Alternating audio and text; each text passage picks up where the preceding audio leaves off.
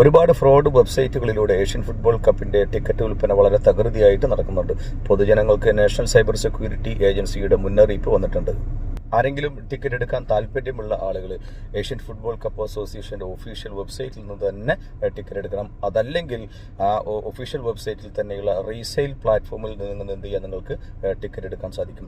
ഇതുപോലെ ഫ്രോഡ് വെബ്സൈറ്റുകളിലൂടെ നിങ്ങൾ ടിക്കറ്റ് എടുക്കുകയാണെങ്കിൽ നിങ്ങളുടെ ബാങ്ക് ഡീറ്റെയിൽസ് കവർ ചെയ്യപ്പെടും. നിങ്ങളുടെ പേഴ്സണൽ ഡീറ്റെയിൽസ് ഒക്കെ നമ്മുടെ കോൺഫിഡൻഷ്യൽ ആയിട്ടുള്ള എല്ലാ ഡീറ്റെയിൽസും കവർ ചെയ്യപ്പെടും. അതുകൊണ്ട് പിന്നീട് അത് നമുക്ക് ബുദ്ധിമുട്ടുണ്ടാക്കും. ഓക്കെ, അതുകൊണ്ട് ഏഷ്യൻ ഫുട്ബോൾ കപ്പിന്റെ ഒഫീഷ്യൽ വെബ്സൈറ്റിൽ നിന്നാണ് നിങ്ങൾ ടിക്കറ്റ് എടുക്കുന്നതെന്ന് ഉറപ്പുവരുത്തുക.